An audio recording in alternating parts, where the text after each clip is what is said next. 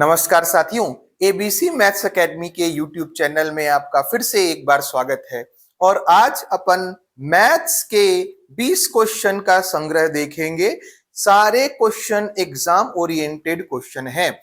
रोज 5 बजे शाम को मैथ्स और रीजनिंग की क्लासेस होती हैं। सीजीपीएससी और सीजी व्यापम में संभावित जैसे पैटर्न है ना, उसी पैटर्न पे आधारित क्लासेस यहाँ पर होती हैं। तो यदि आप सीजीपीएससी और सीजी व्यापम की तैयारी कर रहे हैं तो बिल्कुल हमारे साथ जुड़िए, चैनल को लाइक और सब्सक्राइब जरूर कीजिए भाई। तो चलिए स्टार्ट करते हैं आज का सेशन। पहला जो क्वेश्चन है वो परसेंट से है। क्या कहता है क्वेश्चन? यदि एक भिन्न का अंश 200% बढ़ाया जाए और हर 400% बढ़ाया जाए तो परिणामी भिन्न 1/1/20 होगा। तो मूल भिन्न कितना था? मान लेते हैं मूल भिन्न जो है ना वो x/y था। अब इसको 200% बढ़ाया गया। 200% बढ़ाया गया तो कितना हो गया? जैसे हम कहते हैं 10% बढ़ाया गया, किसी को 100 था, इसको 10% बढ़ाया गया तो कितना हो गया? 110। 110 नहीं हो गया? तो सेम 200% बढ़ाया गया। 200% मतलब 100 में 200 बढ़ाया गया तो कितना हो गया? 300 नहीं हो गया? तो 300% हो गया। आप बोलेंगे तो सर अंश ऊपर वाला होता है, 200% बढ़ाया गया तो 300% हो गया और हर को बढ़ाया गया 400%। 400% बढ़ाया गया। फिर देखो 400% इतना बढ़ाया गया। 100 में 400 बढ़ा दिया गया तो हो कितना गया? 500% नहीं हो गया? आप बोलेंगे हाँ, 100 में 400 बढ़ाया गया तो 500 और परसेंट का परसेंट। तो नया भिन्न, परिणामी भिन्न क्या हो रहा है? 1/20। तो 21 जा 20 प्लस 1, 21/20।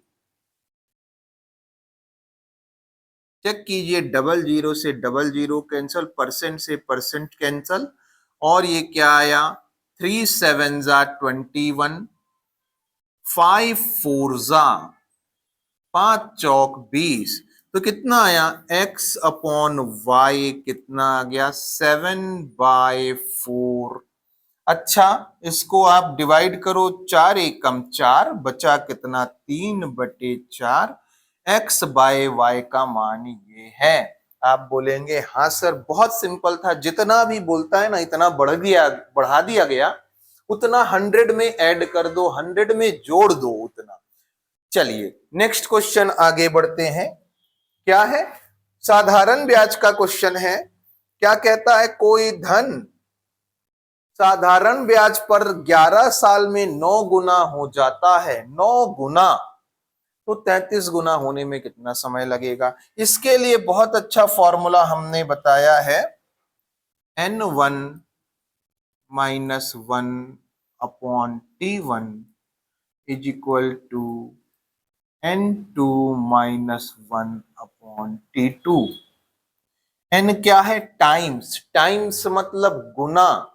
तो कह रहा है 11 साल में 9 गुना, तो 9 - 1 कितने साल में? 11 साल में, आगे बराबर 33 गुना होने में। टाइम निकालना है, 33 ऋण 1 तो 8/11 और ये आया 32/t। 8 चौक 32, टी इधर आया, 11 चौक 44 साल। कितने साल हो गए? 44 ईयर्स हो गए। राइट आंसर है ऑप्शन नंबर सी। ये फॉर्मूला कभी नहीं भूलेंगे, सिंपल इंटरेस्ट का ऐसा क्वेश्चन आता है ना, बहुत इंपॉर्टेंट फॉर्मूला है। चलिए नेक्स्ट क्वेश्चन देखिएगा। एक विक्रेता अपने सामान को 7% लाभ पर बेचता है। 7% लाभ पर बेचता है। सीपी में मान लो 100%। लाभ में बेचा तो कितने में बेचा उसने? आप बोलेंगे सर 7% लाभ में बेचा तो बेच दिया, एसपी कितना आया 107%। 7% लाभ मतलब 7% ज्यादा में बेचा। यदि उसने उसे इतने रुपए ज्यादा में बेचा होता, मतलब जितने में बेचा है इससे यदि ज्यादा में बेचा होता, कितने रुपए 4248 रुपीज ज्यादा में बेचा होता, इतने रुपए ज्यादा में बेचता तो अब उसको लाभ होता 13% का। 13% प्रॉफिट होता, 13%। तो 13% प्रॉफिट होता, तो प्रॉफिट कहां से होता है, सीपी से। देखो कह रहा है 7% का लाभ हुआ, इतने में बेचा। अगर इतने में ना बेच के इतने ज्यादा में बेचता तो 13% लाभ होता। लाभ कहां से होता है, सीपी से। सीपी से 13% लाभ, तो बेचा होता 113% में। तो परसेंट में कितना ज्यादा बेचा सर, परसेंट में 3%, 3 6% आगे बढ़ा, 6% ज्यादा बेचा है, 6% बढ़ाया है अपना विक्रय मूल्य एसपी को। रुपए में कितना बढ़ाया है 4248 रुपीज। 1% की वैल्यू कितनी 6 सत्ते 42, 6 शून्य शून्य, 6 अट्ठे 48। तो आपको निकालना है क्या क्रय मूल्य। क्रय मूल्य कितना है 100%। तो 100% की वैल्यू कितनी आ गई 70800 रुपीज। सिंपल सा क्वेश्चन था। ऑप्शन नंबर सी इसका राइट आंसर है। देखो एक बार 7% ज्यादा में बेचा तो 107% में, और 13% का लाभ कमाता मतलब 113 में बेचता। कितना ज्यादा में बेचता तो लाभ होता इतने का। तो परसेंट में कितने का लाभ हुआ इतना। 1% की वैल्यू 100% की वैल्यू निकालनी थी। एक बैग में 1 रुपए 50 पैसे और 25 पैसे के सिक्के हैं। तो ना हम क्या करते हैं, 1 रुपए में कितने पैसे 100 पैसे, आपने कहा ठीक है। और 50 पैसे के सिक्के थे, और कितने पैसे के सिक्के थे 25 पैसे के। ठीक है बाबू। आगे इनकी संख्या का जो अनुपात है, नंबर जो है ना, वो था कितना कितना 5:7:9। तो हम कह रहे हैं ये तो वैल्यू है ना, तो कितने पैसे टोटल हो जाएंगे 100 पैसे के 5 सिक्के तो 500 हो जाएंगे, 500 पैसे। 5 सत्ते 35, 350 पैसे। और 25 निया 225, इतने पैसे हो जाएंगे। आप बोलेंगे ठीक है। और रुपए में कितने हो रहे हैं 430 रुपए। 430 रुपए तो पैसे में कितने, क्यों पैसे पैसे कर रहे हो, क्योंकि सबको पैसे में लिया है इसलिए पैसे में लेना है। जोड़ो 5 5 2 7 3 2 5 5 5 10, इतना यूनिट का है। और ये कितना है इतना। तो 1 यूनिट की वैल्यू सर किससे जाएगा, क्या 25 से चला जाएगा, चला जाएगा। 25 चौक 100, 25 तिया 75। सर 25 एकम 25, कितना बचा 15 3 18, 18 180 हो गया।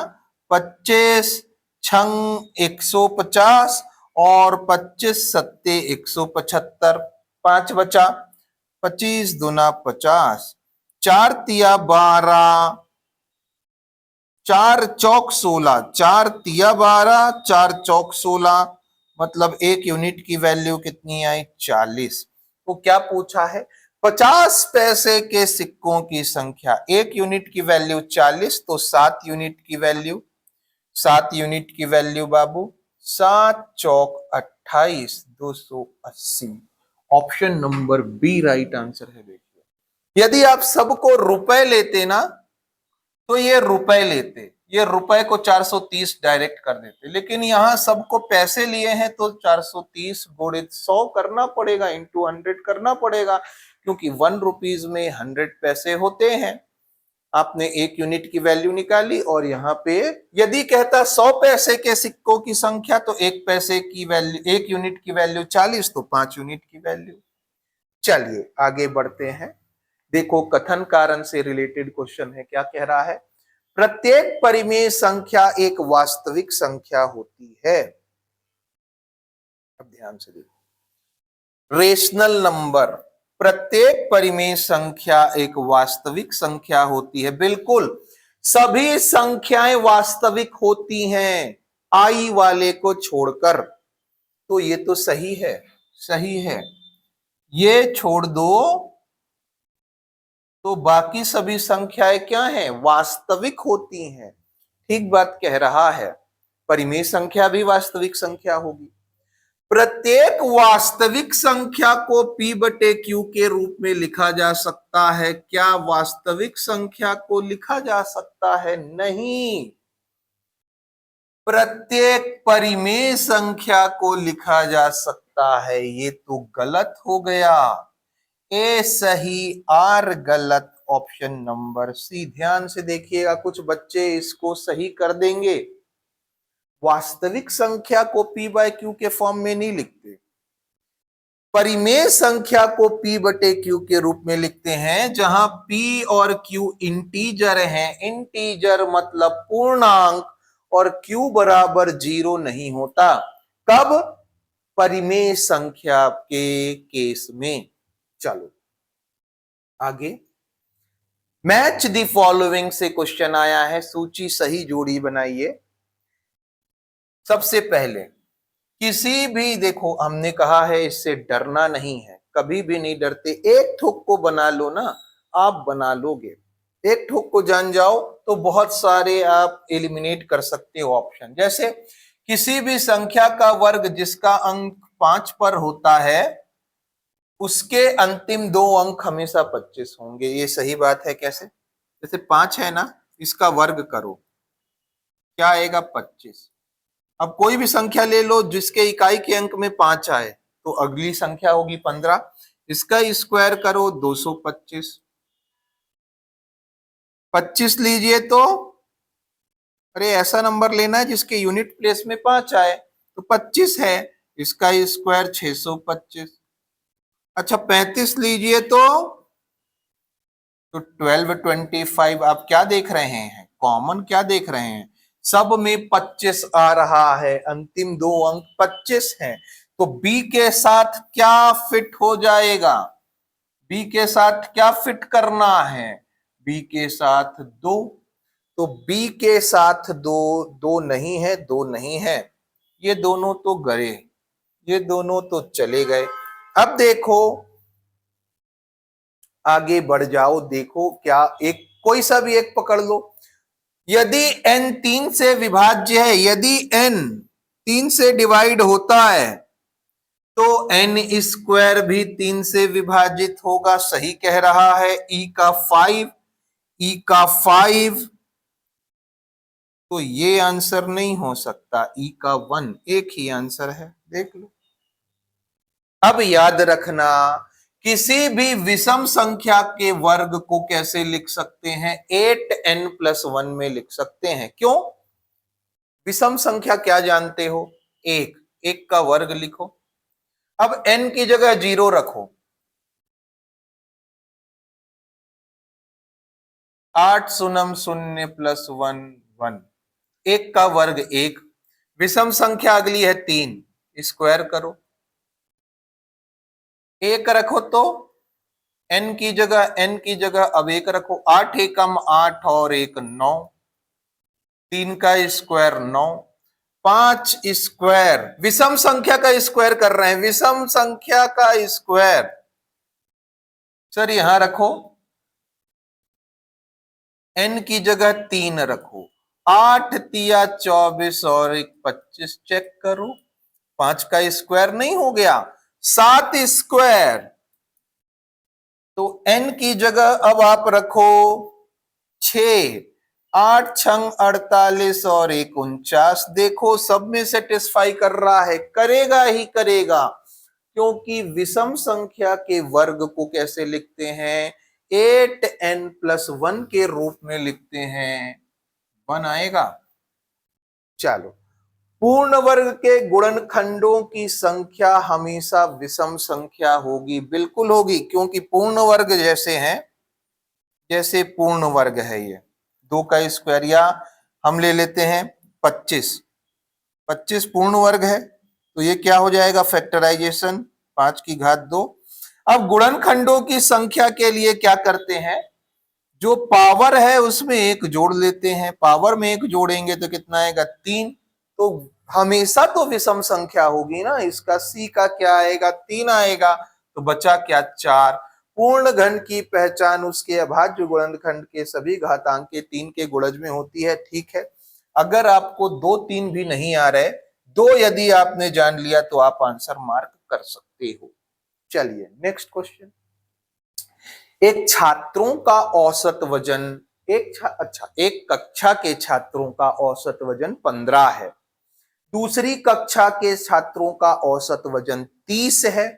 यदि दोनों कक्षा के छात्रों का औसत वजन 25 है, तो प्रथम कक्षा के छात्र और दूसरी कक्षा के छात्रों का अनुपात क्या है, ये कह रहा है। देखो ध्यान से, पहली कक्षा है, उसका औसत वजन है 25, दूसरी कक्षा है, उसका औसत 15 और 30 है, 15 और 30 है, ये 15 है, ये 30 है, 15 30 है, और दोनों का मिलाया तो 25 है। तो एलिगेशन नहीं लग सकता।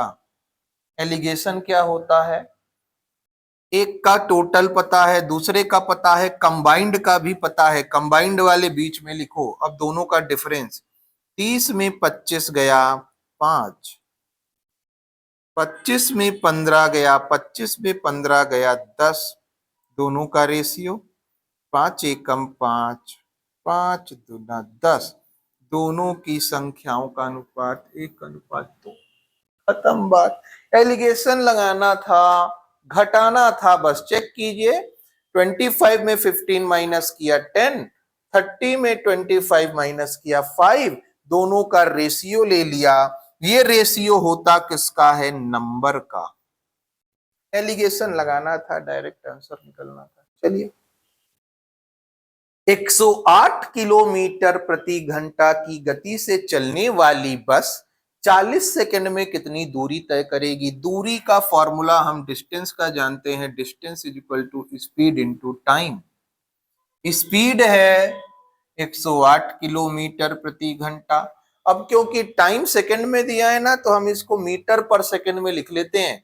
मीटर पर सेकंड में कन्वर्ट करने के लिए 5/18 से मीटर पर सेकंड से मल्टीप्लाई करना पड़ेगा। टाइम ड्यूरेशन दिया है 40 सेकंड, सेकंड से सेकंड कैंसल कर दो। 18 पंचे 90, 18 छंग 108, 5 चौक 20, 20 और 6 1 किलोमीटर 200 मीटर। यही है क्या, आप बोलेंगे ठीक सर डायरेक्ट कैसे लिख दिया। 1200 था, हम डायरेक्ट आपके लिए लिख लिए। चलो ऐसा कर लो, 5 छक्का 30, 30 गुणित 40 1200 मीटर। 1200 मीटर ऑप्शन नहीं दिया, 1200 मीटर मतलब 1 kilometre plus 200 metre, 1 kilometre 200 metre. Option number D right answer है भाई। नेक्स्ट क्वेश्चन देखिएगा, ये आ गया किससे क्वेश्चन, चरण को क्रमबद्ध तरीके से व्यवस्थित कीजिए। अब देखिए क्या क्या दिया गया है, और फिर हमने बताया है आप क्या करेंगे, कैसे सॉल्व करना है। पहले आपको इसका पूरा स्टेप बताया है हमने, फिर एक बार बताते हैं। पहले क्वेश्चन तो पढ़ लेते हैं। एक नाव की स्थिर जल में गति, स्थिर जल की गति मतलब स्थिर जल में ना नाव की गति बी, स्पीड ऑफ बोट दिया है 12 किलोमीटर प्रति घंटे, ठीक है। और धारा की चाल मतलब स्पीड ऑफ वाटर ये दिया गया है 3 किलोमीटर पर आवर। यह 2 घंटा धारा के अनुकूल, अनुकूल मतलब साथ में, तो स्पीड क्या हो जाएगी b प्लस डब्ल्यू, और 2 घंटे जा रही है, 2 घंटे ये दूरी हो गई धारा के साथ, और धारा के विरुद्ध 1 घंटा चलती है, 1 घंटा धारा के विरुद्ध चल रही है, तो ये आ गई d2। तो तय की गई दूरी निकालिए, तो पहले b निकालो, w निकालो, फिर d1, फिर d2, फिर लास्ट में क्या करना है, दोनों को ऐड नहीं करना। आप बोलेंगे बिल्कुल ऐसा ही करना है, तो चेक करो ये चरण कहां दिए हैं, ये क्रम कहां कहां दिया गया है, कौन कौन से ऑप्शन में। तो देखते हैं, धारा के प्रतिकूल गति दिया है 12-3, धारा के अनुकूल 12+3, ठीक तो कर रहा है, 12+3 और 12-3। आपने कहा ठीक है सर। धारा के अनुकूल दूरी 15 गुणित 2, 9 गुणित 1, तो चलो हम एलिमिनेट करते जाते हैं। कुल दूरी निकालना है तो ये लास्ट में निकलेगा, तो पहले तो नहीं आ सकता, आएगा क्या, नहीं, और ये लास्ट में आएगा, लास्ट में 1-3 नहीं आ सकता। 3 क्यों, क्योंकि धारा के अनुकूल दूरी आप लास्ट में निकालोगे तो कुल दूरी कैसे निकलेगी, ये थोड़ी ना निकालना है, लास्ट में आपको कुल दूरी ही निकालना है, और कुल दूरी कहां पे है, ऑप्शन नंबर 5 में। वही हमने अगर स्टार्टिंग नहीं देख पा रहे तो एंडिंग देख लीजिए, क्या पूछा है, कुल दूरी, कुल दूरी कहां मिल रही है, 5 में, 5 कहां है लास्ट में। चलो आगे बढ़ते हैं, तो पहले क्या लिया, धारा के अनुकूल गति 15 किलोमीटर प्रति घंटा, फिर लिया होगा धारा के अनुकूल दूरी 15 दूना 30, ठीक है, 30 किलोमीटर दूरी हो गई, फिर धारा के प्रतिकूल गति लिया होगा, फिर उसकी दूरी लिया होगा, और लास्ट में दोनों को जोड़ा होगा। सही कह रहा है भाई। आगे बढ़ते हैं, कथन कारण फिर आ गए, मैथ्स में भी कथन कारण सही जोड़ी मिलाइए, कूट के प्रश्न, सारे प्रश्न पूछे जा रहे हैं, तो हमने सारे क्वेश्चन को, हर उसके 2-2 क्वेश्चन रखा है, आप देख रहे होंगे। दूसरी बार कथन कारण आया, फिर सही जोड़ी बनाइए, ये आया, क्रम तरीके से आ गया, यहां पे अपन ने सही जोड़ी देखा था, कथन कारण फिर से आ गया। तो ये सब क्वेश्चन ना एकदम बहुत ज्यादा हमने रखा है, क्यों, क्योंकि आपके लिए भी ये नया है।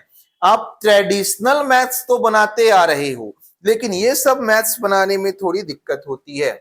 चलो, एक पूर्ण वर्ग संख्या के कुल गुणनखंडों की संख्या सदैव विषम होती है। अभी अभी पढ़ा था ये, अभी पढ़ा था, कहां पढ़ा था, देखिए, पूर्ण वर्ग के गुणनखंडों की संख्या हमेशा क्या होगी, विषम होगी। सही कह रहा है, सही कह रहा है, तो याद रखना हमेशा ये स्टेटमेंट सही है। क्यों सही है सर, कोई पूर्ण वर्ग ले लेते हैं, जैसे ले लेते हैं हम, क्या ले लें, 144, 144, तो इसका फैक्टराइजेशन करेंगे तो ये कितना आएगा सर, ये आ जाएगा 2 टू द पावर, अपन ले लेते हैं 2 दूना 4, तो 4 इंटू 2 दूना 4 दूना 8 दूनी 16, 16, और ये आ गया 16 निया, तो 3 टू द पावर 2। क्या कर दिया देखो, अरे ये 20 कैसे लिखोगे इसको, ये तो बताओ, 144 को 12 गुणित 12 है कि नहीं, 12 का स्क्वायर है, सबसे पहली बात आप बोलेंगे हाँ, पूर्ण वर्ग है, 12 का स्क्वायर है, 12 गुणित 12 है, तो ये क्या हो गया, 2 इंटू 2, 2 दूना 4, 4 तिया 12, और 2 दूना 4 और 4 तिया 12, 2 की पावर कितनी 4, और 3 की पावर कितनी 2। अब इसके टोटल फैक्टर निकालने हैं, तो क्या करेंगे सर, ये पावर से एक बड़ी संख्या, पावर से एक बड़ी संख्या, और 5 तिया 15। तो ध्यान दो, जब भी पावर आएगी वो सम संख्या होगी, इवन नंबर होगा। और जब गुणनखंड निकालेंगे, फैक्टर निकालेंगे, तो सम संख्या में एक जोड़ेंगे तो विषम, सम में एक जोड़ा तो विषम। और हम जानते हैं विषम गुणित विषम हमेशा क्या होता है, विषम होता है। इसलिए ये क्या आया, बहुत शानदार कंसेप्ट है। अब रट लो इसको, पूर्ण वर्ग के गुणनखंडों की संख्या हमेशा विषम होगी। आगे, किसी संख्या के गुणनखंडों की संख्या केवल इस बात पर निर्भर करती है कि वह संख्या अभाज्य है या नहीं। नहीं, ऐसा नहीं करती, ऐसा थोड़ी ना है। ये गलत आ गया, ये सही, ये गलत। Option number C right answer है। भाई ये तो अभाज्य संख्या नहीं थी, तो गुणनखंडों की संख्या कितनी आ गई, ये गुणनखंडों की संख्या आ गई यहां पे 5 तिया 15। लेकिन ये भी तो अभाज्य नहीं है, इसके गुणनखंडों की संख्या कितनी आ गई, 3 आ गई। तो वो कह रहा है किसी गुणनखंडों की संख्या केवल इस बात पर निर्भर करती है कि वह संख्या अभाज्य है या नहीं। नहीं, ये अभाज्य नहीं है, लेकिन 3 है इसकी और इसकी 15 है, कहां सेम है, ऐसे निर्भर नहीं कर रही। ऑप्शन क्या आ रहा है, चलो 1 मिनट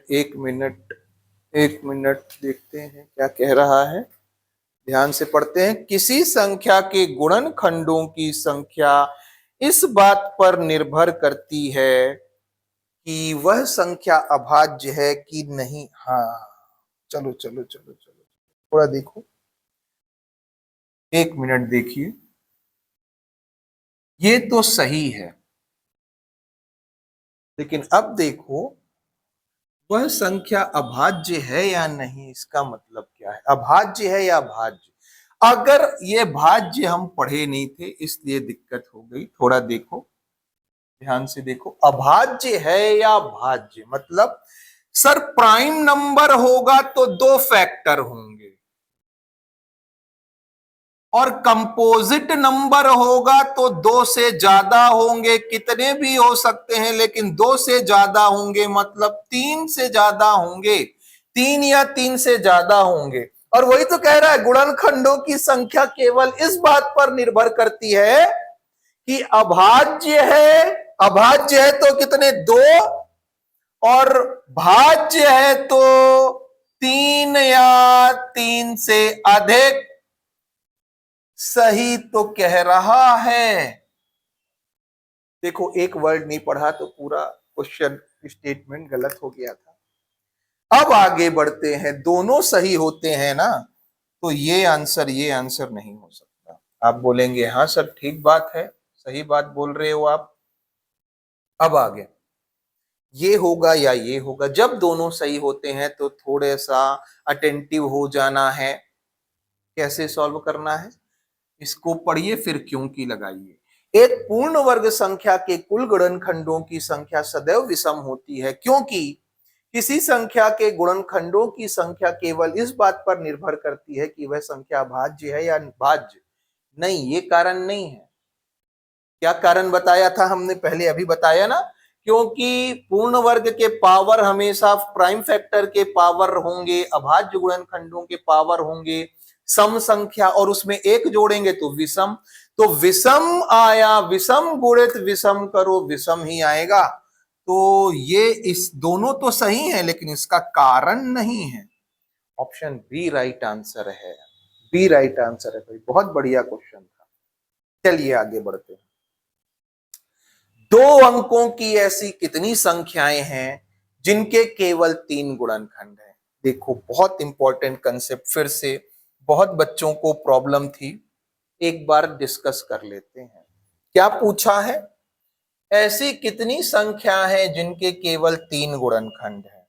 तो आपको पता है 3 फैक्टर ना सिर्फ किसके होंगे, 3 गुणनखंड या 3 फैक्टर सिर्फ उस संख्या के होंगे प्राइम नंबर, अभाज्य संख्या के वर्ग के कितने फैक्टर होते हैं? एग्जैक्ट 3 फैक्टर होते हैं। ये कंसेप्ट याद रखना। क्या बोल रहे हो, क्या बोल रहे हो? 3 फैक्टर किसके होंगे? प्राइम नंबर के स्क्वायर के 3 फैक्टर होंगे। जैसे पहला प्राइम नंबर 2, तो 2 का स्क्वायर 4, तो 4 के कितने फैक्टर हैं? 1 है, 2 है एंड 4 है। 3 स्क्वायर, अगला प्राइम नंबर 3 है, 3 का स्क्वायर 9, तो कितने फैक्टर हैं? 1 है, 3 है और 9 है। अगला प्राइम नंबर 5, 5 के कितने 5 स्क्वायर मतलब 25, कितने फैक्टर हैं?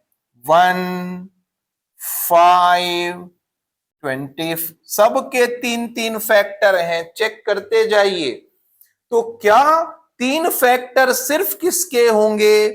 प्राइम नंबर के स्क्वायर के सिर्फ 3 फैक्टर होंगे। सर ये तो सिंगल डिजिट हो गया। 7, अगला प्राइम नंबर है 7, 7 का स्क्वायर 49, 49 के फैक्टर 1, 7 और 49, और किसी से नहीं कट रहा 49। तो 11, अगला 11 है, 11 का फैक्टर, 11 का स्क्वायर 121, 121 के फैक्टर 1, 11, 121। 13, 13 स्क्वायर है 169, 169 के फैक्टर 1, 13, 16, तो 1 तो होगा ही होगा। देख रहे हो, 1 तो है ही। वो प्राइम नंबर भी फैक्टर है और उसका वर्ग भी फैक्टर है। 1 तो है ही प्राइम नंबर फैक्टर जिसका वर्ग कर रहे हो, और उसका वर्ग भी एक फैक्टर है। तो हम कोई सा भी क्वेश्चन यदि कहें 17 का स्क्वायर, अगला प्राइम नंबर 17 है, 289, कितने फैक्टर? 3 फैक्टर 1, 17 और 289 खुद। अगला 19, 19 का वर्ग क्या है? 19 का वर्ग बाबू 361, फैक्टर कौन से? 1, 19, 361। आप कहेंगे हाँ सर ये बात समझ में आ रही है, लेकिन वो ये क्वेश्चन नहीं पूछा। वो क्वेश्चन क्या पूछा है? 2 अंकों की ऐसी कितनी संख्या है जिनके केवल 3 गुणनखंड हैं? तो देखो ध्यान से, 2 अंकों की संख्या, ये तो 1 अंक की संख्या है जिसके 3 गुणनखंड हैं, ये भी 1 अंक की संख्या है जिसके 3 गुणनखंड हैं। 2 अंकों की संख्या कौन सी है? 25 और 49। क्यों? क्योंकि अगली 3 गुणनखंड जिसके, वो 3 अंकों की संख्या बन गई। तो 2 अंकों की कितनी है? 2 संख्या है। कौन कौन सी संख्या है वो? 25 है और 49 है। अब एक चीज याद रखो, जब ये क्वेश्चन आया था तो ये क्वेश्चन 2 अंकों की कितनी संख्या है करके नहीं दिया था। क्वेश्चन में दिया था 3 अंकों की कितनी संख्या है। क्या दिया था? 3 अंकों की कितनी संख्या। तो आप बताइए 3 अंकों की कितनी संख्या है? ये तो 1 अंक की संख्या है जिसके 3 फैक्टर हैं। ये 2 अंकों की संख्या है जिनके 3 फैक्टर हैं। तो 3 अंकों की संख्या कितनी हो गई? 1, 2, 3, 4। अभी कंप्लीट नहीं हुआ, अभी है 19 के बाद कौन है प्राइम नंबर? 23। 23 का स्क्वायर करो, 23, 25 नहीं है, 27 नहीं है, 29 है, 31 है, और बस इतना ही संख्या आएंगी। क्यों आएंगी देखते हैं। 23 का स्क्वायर सर 529, फैक्टर 3 है। कौन कौन? 1, 23, 529। अगर स्क्वायर याद है तो इसमें दिक्कत नहीं होगी। 29 का स्क्वायर कितना सर? कितना? 841 आप कहेंगे। ठीक है सर। अब देखो ध्यान से कौन कौन है। एक है, 29 है और 841 है। ठीक है सर, ये बात भी क्लियर है। आगे देखिए 31। 31 के कितने फैक्टर हैं? तो देखो सर, देखते हैं 31 का स्क्वायर कितना हो जाता है? 6 और 19, 6 3 9 और 61।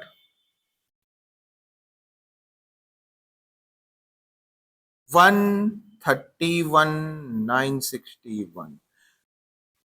अब अगली प्राइम नंबर आएगी कौन सी? 31 है के बाद 33 नहीं है, 35 नहीं है, 37। तो 37 का स्क्वायर जरा कर लो सर। कितना आया? 12 और 13 का स्क्वायर 169। तो 1369। अब देखो ये तो 3 डिजिट की संख्या हो गई कि नहीं हो गई? सॉरी 4 डिजिट की, लेकिन हमने क्या बोला है? 3 डिजिट की। बताओ, ये 3 डिजिट की, ये 3 डिजिट की, ये 3 डिजिट की, ये 3 डिजिट की, ये 3 डिजिट, ये 3 डिजिट, ये 3 डिजिट। आप बोलेंगे हाँ सर सही बात है। तो ये बताइए कितनी संख्या है 3 डिजिट की? 1 2 3 4 5 6 7।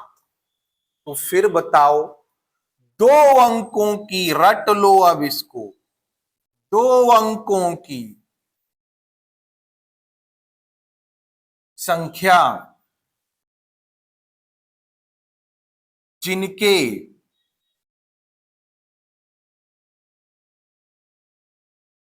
केवल 3 गुणनखंड हो, 3 फैक्टर हो। कितनी है? पहले एक अंक की देखते हैं, पहले एक अंक की देखते हैं।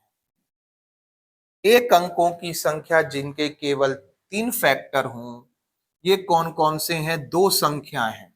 कौन कौन सी संख्या है? 2 संख्या। कौन कौन सी हैं? 4 और 9। चेक करो, एक अंक की कितनी संख्या है? 4 और 9, जिनके 3 फैक्टर हैं। आगे 2 अंकों की संख्या जिनके केवल 3 फैक्टर हों। कितनी संख्या है?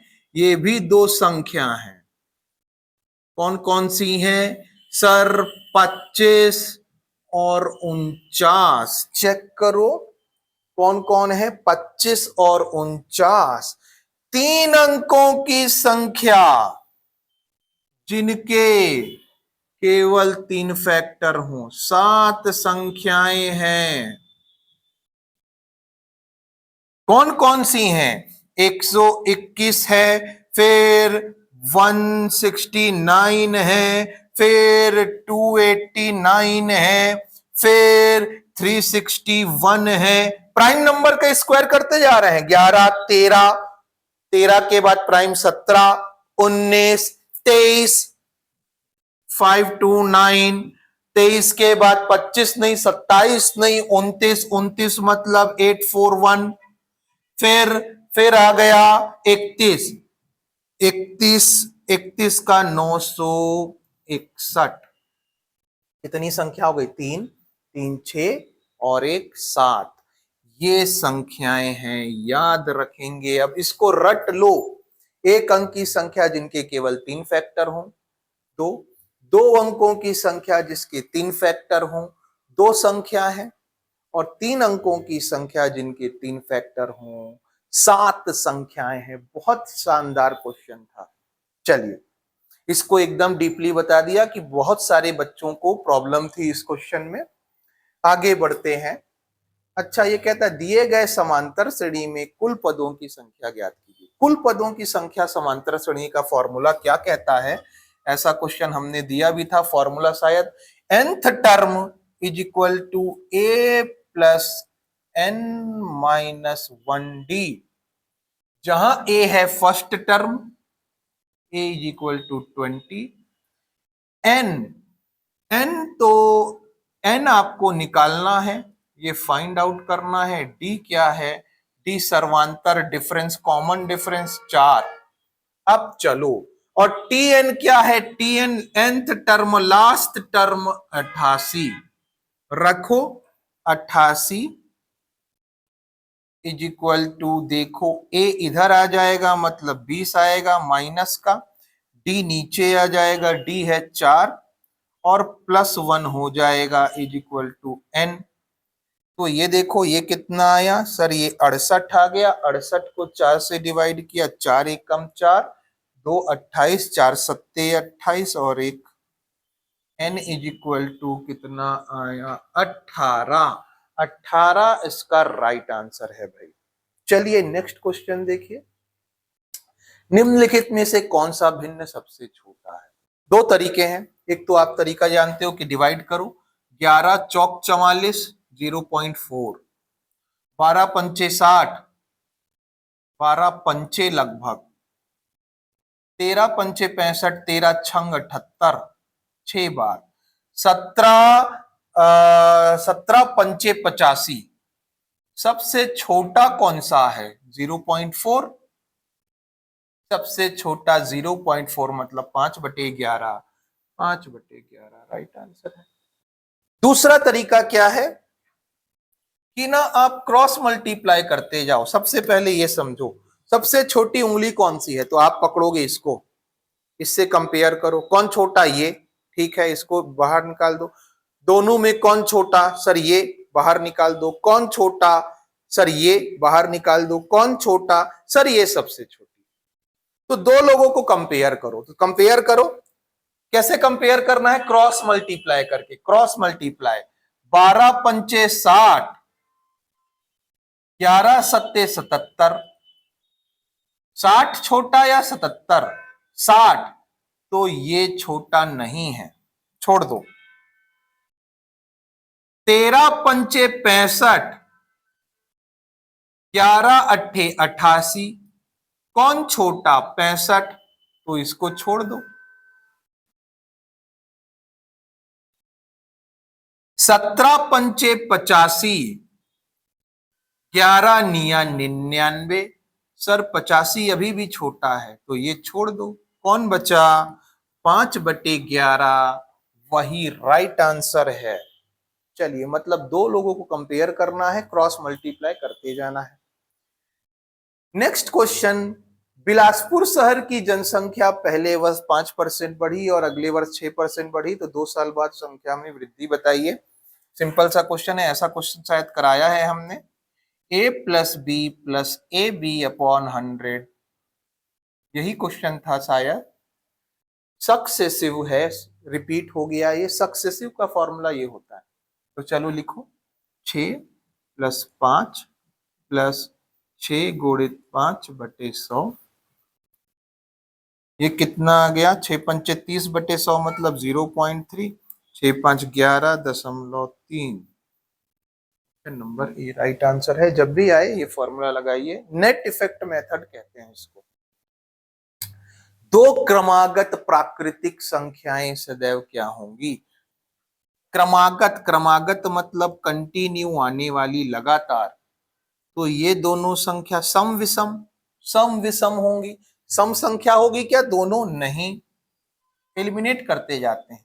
दोनों अभाज्य संख्या हैं, सर ये दोनों तो हैं, लेकिन ये दोनों भी अभाज्य हैं क्या, नहीं। या ये दोनों भी अभाज्य हैं क्या, नहीं, तो अभाज्य संख्या भी नहीं होंगी। दोनों विषम संख्या भी नहीं होंगी, सह अभाज्य संख्या। सह अभाज्य मतलब किसी से डिवाइड नहीं होंगी, किसी से डिवाइड नहीं होंगी, एक को छोड़कर। दोनों, जैसे 4 और 5, सर ये 2 से होता है, 1 से भी होता है, 4 से भी होता है, लेकिन ये 1 को 2 और ये 1 और 5 से बस होता है, मतलब दोनों कॉमन किससे होते हैं, 1 से। सह अभाज्य का यही है कि दोनों ना किसी एक संख्या से डिवाइड ना हो। ये 4 से, 2 से, लेकिन ये 4 2 से नहीं, ये 5 से, लेकिन ये 5 से नहीं। तो कोई भी लगातार संख्या क्या होती है, सह अभाज्य को प्राइम होती है। बहुत इंपॉर्टेंट कंसेप्ट है, याद रखिएगा।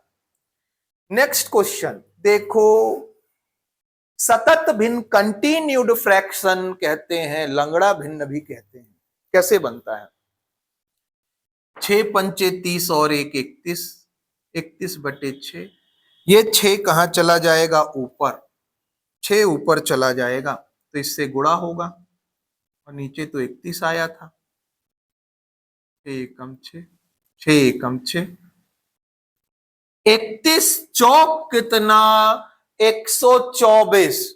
4 एकम 4, 4 तिया 12, 124 और 6, 124 और 6 130। ये 31 ऊपर, जो नीचे है वो ऊपर चला जाएगा। 13 दूना 26, 13 तिया 39, 39 390, 10 421, 421/30 जो था 130, वो ऊपर, 130 ऊपर, 130/421। यदि नहीं समझ में आया तो पूरा का पूरा एक एक स्टेप आप कर सकते हो सॉल्व। कैसे? सबसे पहले ये देखो, 5 छक्का 30 और 1 31 बटे क्या आया? 6 आया। तो इसको पकड़ो, ये वाले को, यहां तक को पकड़ो। सर ऐसा लिख सकते हैं क्या? 4 + 1/31/6, क्योंकि इसी को तो सॉल्व किया ना, इसी को तो सॉल्व करके 31/6 लिखे हैं। तो 4 धन 1/31/6।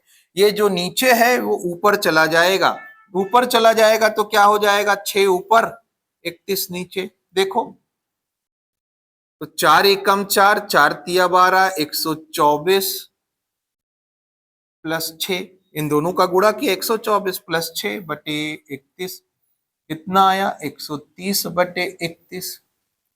अब देखो ये 130/31 कहां तक का आ गया है? 130/31 सर ये आ गया है ना यहां तक का, यहां तक का 130/31 आया है। अब इसको पकड़ते हैं तो सर वहां लिखते हैं 3 + 1/130/31। ये 31 ऊपर नहीं चला जाएगा? आप बोलेंगे बिल्कुल जाएगा। तो 31 ऊपर आ गया। 13 दूना 26, 13 तिया 39, 39 और एक 0 + 31/130। अब इनको जोड़ा, कितना आया? 421/130। ये कहां तक की वैल्यू आ गई बाबू? सर ये वैल्यू आ गई यहां तक की। आप बोलेंगे हाँ सही बात है। तो ये किस में आएगा? 1/421/130। 130 ऊपर गया, 130/421। ऑप्शन नंबर बी फिर से आंसर है। चलिए नेक्स्ट क्वेश्चन, किसी चिड़ियाघर में कुछ खरगोश तथा कबूतर हैं। कुल सिरों की संख्या इतनी और कुल पैरों की संख्या इतनी है, तो कुल कबूतरों की संख्या निकालिए। इसको सॉल्व करने का सबसे बेहतरीन तरीका हमने क्या बताया है? देखिएगा, ये आपको तरीका नहीं मिलेगा बाबू। ज्यादा पैर वाले जानवरों की संख्या, किसकी संख्या? ज्यादा पैर वाले जानवर, या फिर यूं कहें 4 पैर वाले जानवर, क्योंकि 3 पैर तो किसी के होते नहीं है। 4 पैर वाले जानवरों की संख्या 2 होंगे या 4 होंगे? तो 4 पैर वालों की संख्या बराबर कुल पैरों की संख्या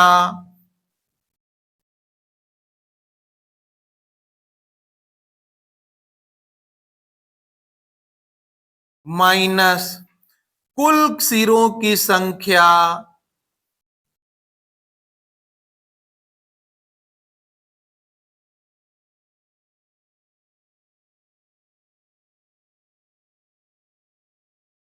अपॉन टू। ये क्या है? फॉर्मूला टाइप का समझ लो आप, एक्सक्लूसिव है, यही मिलेगा ये आपको और नहीं मिलेगा। तो चलो देखो कैसे होगा। कुल पैरों की संख्या कितनी है? 820। कुल सिरों की संख्या, अच्छा इसमें इंटू टू भी करना है, इंटू टू भी करना है, तो चलो करो। इंटू टू 28 गोड़े 2 56, 560 बटे 2 करना है। सर 60 आया और 5 3 8 2 आ गया बटे 2 130। किसकी संख्या निकली? 4 पैर वाले की। टोटल कितने लोग थे?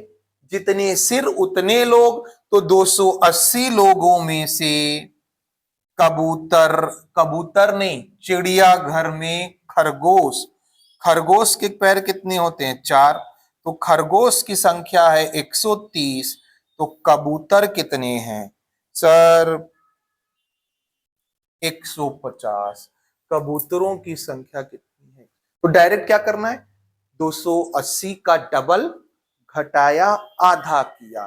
दो कुल सिरों की संख्या डबल, पैरों से घटाए आधा, राइट आंसर है 130 4 पैरों वालों के लिए। 2 पैर के लिए घटाना पड़ेगा ना। खरगोश की संख्या कितनी है? 130। कबूतर की निकालनी है, घटा दीजिए, आंसर आ जाएगा। इससे इजी क्वेश्चन और अप्रोच नहीं हो सकता इस क्वेश्चन का। किसी शहर की जनसंख्या इतनी हजार है, यदि पुरुषों की संख्या 5% तथा महिला की संख्या 9% बढ़ा दी जाए, तब नई जनसंख्या कितनी हो जाएगी? 2 तरीके बताएंगे। सबसे पहले जो आप पढ़ते आते हो कि शहर की जनसंख्या 6000 है, माना पुरुष हैं X%, तो महिला X है, पुरुष, तो महिला कितनी हो जाएंगी? 6000 माइनस X। पुरुष बढ़ रहा है 5%, मतलब X का 5% बढ़ा, प्लस फीमेल 6000 माइनस X का कितना परसेंट बढ़ा? 9% बढ़ा। तो टोटल कितना बढ़ गया? 6000 से 6500 हो गया। तो कितना बढ़ा है? 500। तो 500 बराबर 500, 100 कॉमन निकाला, इधर भेज दिया, तो 500 गुणित 100, 5x यहाँ आया, प्लस 9 पंचे 45, 9 छक्का 54, 000 माइनस 9x, ये 9x उधर, 5 उधर, तो 5 4 9 4x, 50,000 इधर आया तो 4000 बचा। x की वैल्यू 4 से डिवाइड की 1000। तो किसकी संख्या पूछा है? पुरुषों की वर्तमान, पुरुषों की वर्तमान जनसंख्या कितनी आई? 1000 आ गई, आंसर 1000 आया। पर हम कहेंगे ऐसे ना बना के ना, आप स्मार्ट अप्रोच लगाएं, एलिगेशन लगाएं। एलिगेशन क्या है? टोटल जनसंख्या 6000 थी, मेल की पॉपुलेशन बढ़ी 5%, है ना, फीमेल की बढ़ी 9%। तो ना आप ये देखो, यदि टोटल पॉपुलेशन में सभी मेल होते तो कितनी बढ़ती? पूरे मेल होते, फीमेल बढ़ती नहीं। तो 6000 का 5%, 10% आया 600, तो 300, 6000 का 5%। यदि मेल नहीं बढ़ती, सिर्फ फीमेल बढ़ती, तो कितनी बढ़ती? 9 पंचे 45, 9 छक्का 54। क्या कर रहे हो? ये पूरी फीमेल है तो कितनी होती? तो इसका 9%, 9 पंचे 45, 9 छक्का 54। पूरी मेल होती, 6000 लोग मेल हैं तो 5% बढ़ते, तो 300 बढ़ते। लेकिन ये बढ़े हैं क्या? नहीं।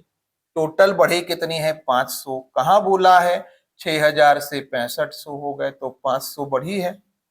डिफरेंस लो 200, एलिगेशन लगाया है 40, 4 एकम 4, 4 पंचे 20, कितना आ गया?